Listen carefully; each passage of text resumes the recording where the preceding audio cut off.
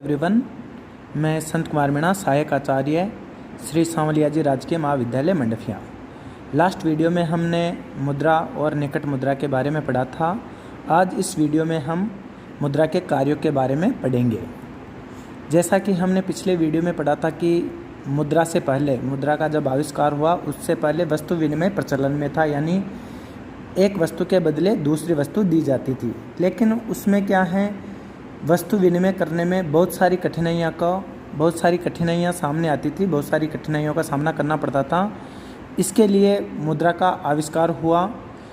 मुद्रा का आविष्कार वस्तु विनिमय की कठिनाइयों को दूर करने के लिए हुआ। प्रारंभ में मुद्रा के 4 कार्य बताए गए थे। वो 4 कार्य कौन कौन से थे? विनिमय का माध्यम, मूल्य का मापक, स्थगित भुगतानों का मान एवं क्रय शक्ति का संचय। ये 4 मुद्रा के कार्य बताए गए थे और इन चारों कार्यों को प्रोफेसर जो अर्थशास्त्री थे क्राउथर, इन्होंने इनको निम्न रूप में परिभाषित किया था। क्राउथर ने क्वेश्चंस पूछा जा सकता है कि क्राउथर के द्वारा मुद्रा के कार्यों को किस प्रकार परिभाषित किया गया है, ये बताइए। तो क्राउथर ने इनको व्यक्त किया था, money is a matter of functions four पहला a measure, a medium, a standard और ए स्टोर। यानी मुद्रा के 4 कार्य मध्य, मान, माप, भंडार। ये क्राउथर ने मुद्रा के जो 4 फंक्शंस थे, 4 कार्य थे, उनको अपने शब्दों में, अपने रूप में व्यक्त किया था। जैसे जैसे आर्थिक क्रियाओं का विस्तार होता चला गया, जटिलताएं बढ़ती चली गई, वैसे वैसे ही मुद्रा के कार्य भी बढ़ते चले गए। और आधुनिक युग में मुद्रा के जो कार्य हैं वह केवल ये 4 कार्य नहीं रहकर मुद्रा के कार्यों को 2 भागों में विभाजित किया गया है। 2 भागों में मुद्रा के कार्यों को बांटा गया है, जिनमें पहला है मुद्रा के स्थैतिक कार्य और दूसरा है मुद्रा के प्रायोगिक कार्य। यानी अब मुद्रा के जो फंक्शन हैं उनका काफ़ी विस्तार हो गया है और उनको 2 भागों में बांट दिया गया है, जिसमें पहला है मुद्रा के स्थैतिक कार्य।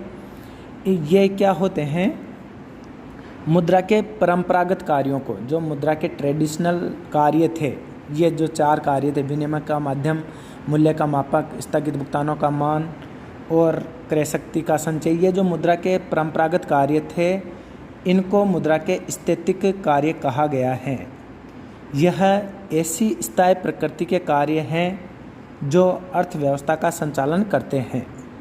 और इनमें कौन कौन से शामिल हैं? जैसा कि मैंने ऊपर बताया कि इनमें पहला है विनिमय का माध्यम, दूसरा मूल्य का मापक, तीसरा मूल्य संचय का साधन और स्थगित भुगतानों का आधार और मूल्य यंत्र। ये मुद्रा के स्थैतिक कार्यों में शामिल हैं। एक एक के बारे में थोड़ा समझते हैं, क्योंकि यहाँ से लघुतरात्मक क्वेश्चन बन सकता है। पहला स्थैतिक कार्य है मुद्रा का विनिमय का माध्यम, मीडियम ऑफ एक्सचेंज। यह मुद्रा का प्रमुख कार्य है, क्योंकि मुद्रा की उत्पत्ति इसी कार्य के आधार पर हुआ है या हुई है। वस्तु विनिमय में जो कठिनाई आती थी उनको दूर करने के लिए सौदों के लेन देन में सर्वमान्य माध्यम के रूप में मुद्रा का प्रयोग किया जाता है। अर्थात अब वस्तुओं को प्रत्यक्ष आपस में नहीं बदलकर मुद्रा के माध्यम से वस्तुओं को खरीदा बेचा जाता है। यानी विनिमय का स्थान, जहाँ पहले वस्तु विनिमय का आधार था, वहाँ अब विनिमय का आधार मुद्रा हो गया है। यानी मुद्रा के माध्यम से वस्तुओं को खरीदा बेचा जाता है। इससे मुद्रा व्यवस्था अधिक सरल एवं सुविधाजनक हो जाती है और एक्सचेंज करना भी आसान रहता है। दूसरा है मूल्य मापक, मेजरमेंट ऑफ वैल्यू। मुद्रा ऐसी वस्तु है जिसमें यह निर्धारित किया जाता है या जिससे यह पता लगाया जाता है या निर्धारित किया जा सकता है कि दूसरी वस्तु का मूल्य कितना है। पहले क्या था, वस्तु विनिमय में एक वस्तु दी जाती थी और दूसरी ली जाती थी, वहाँ वस्तुओं का मूल्य पता नहीं लगाया जा सकता था। लेकिन अब मुद्रा के माध्यम से या मुद्रा रूपी वस्तु के माध्यम से अन्य वस्तुओं एवं सेवाओं का मूल्यांकन किया जाता है। इस प्रकार मुद्रा वस्तुओं एवं सेवाओं का मूल्य मापने का सामान्य मापदंड का कार्य करती है।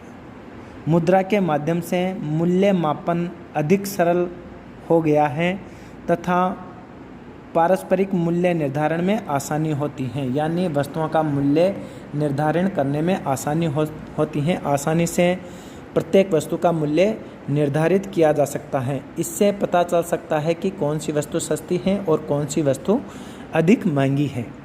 तीसरा कार्य है मूल्य संचय का साधन, स्टोर ऑफ वैल्यू।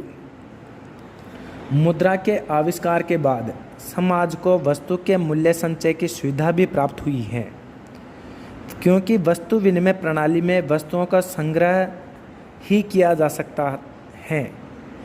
वस्तु विनिमय में क्या हो सकता था? वस्तु विनिमय में केवल वस्तुओं को संग्रह ही कर सकते थे, जिससे उसका नष्ट होने का खतरा बढ़ जाता था और नष्ट होने के साथ साथ भविष्य में हो सकता है उस वस्तु के मूल्य में कमी आ जाए, ये संभावना बनी रहती थी। किंतु मुद्रा के माध्यम से धन संचय तथा पूंजी का निर्माण संभव हुआ है तथा संग्रहित धन का कुछ भाग भविष्य में भी प्रयोग किया जा सकता है, यानी भविष्य में उस धन का आवश्यक कार्य हेतु यूज किया जा सकता है। तो मूल्य संचय का साधन भी है मुद्रा। नेक्स्ट कार्य है स्थगित भुगतानों का आधार। मुद्रा के माध्यम से सौदों का तत्काल भुगतान न कर उसे भविष्य के लिए स्थगित किया जा सकता है, यानी भविष्य के लिए रोका जा सकता है, उसका भविष्य में पेमेंट किया जा सकता है तत्काल भुगतान नहीं करके। वस्तु विनिमय प्रणाली में भुगतान को भविष्य के लिए स्थगित करने में कठिनाई होती थी, यानी वहाँ पर भी स्थगित तो कर सकते थे पेमेंट को भविष्य के लिए, लेकिन वहाँ कठिनाई बहुत होती थी, क्योंकि एक तो मेजरमेंट नहीं होता था वस्तुओं के मूल्य का, और दूसरा वस्तुओं के नष्ट होने की संभावना रहती थी, वस्तुओं के मूल्य बदलने की यानी मूल्य में कमी होने की संभावना रहती थी। इस कारण से काफ़ी कठिनाइयाँ होती थी। लेकिन मुद्रा के माध्यम से वर्तमान में ही भविष्य के संभावित मूल्यों की गणना की जा सकती हैं, यानी वर्तमान में ही भविष्य के बारे में या भविष्य के मूल्यों के बारे में उनकी कैलकुलेशन की जा सकती हैं। अतः भुगतानों को स्थगित करने पर लेनदार तथा देनदार दोनों को कोई हानि नहीं उठानी पड़ती, यानी लेनदार और देनदार दोनों आपस में बैठकर भविष्य के मूल्य की गणना करके उस पेमेंट जो आज होना है वर्तमान में उसको भविष्य के लिए टाल सकते हैं।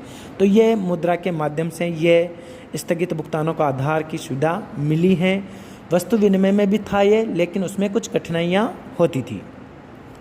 और लास्ट है मूल्य यंत्र, प्राइस मैकेनिज्म।